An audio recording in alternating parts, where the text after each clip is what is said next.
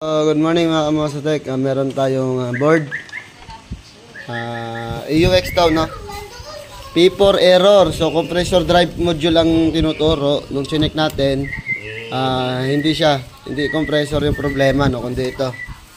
Yan. Alay ko ha. Chinek natin yan. So, Alay ko. kaya naman to pinarepair kasi nilipat daw to ng hindi authorized ng technician. So, avoid yung warranty niya. So, sa may mga EUX dyan, mga mahaba ang warranty, huwag niyo po ipagalaw na kung sino yung hindi authorized. At yun nga, so, kakalasin natin, no? Papaklasin natin, papalitan natin. So, tayo na lang ang magbigay ng warranty.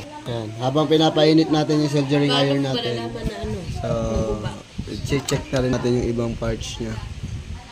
Kung meron bang naging problema.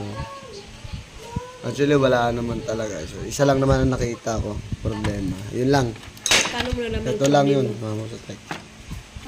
So, yun mga kamosotek, natanggalan natin yung ayan, kitang-kita nyo, lumubo na. Yan, lobo, di ba?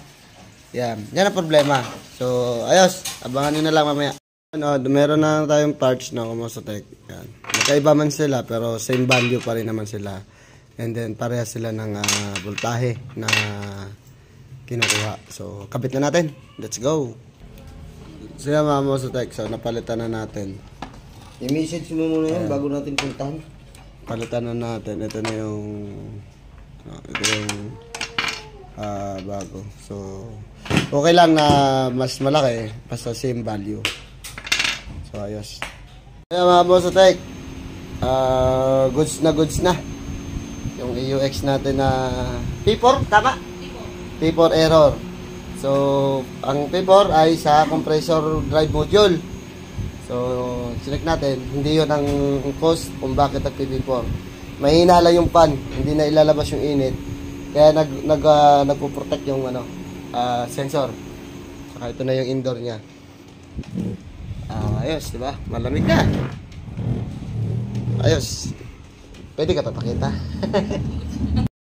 Ayan, kamusta ito si ma'am, yung may-ari ng EUX ngayon. Ayos na ma'am. Walang namdamin sa'yo, isa lang agad, no? Wala, recommended kay.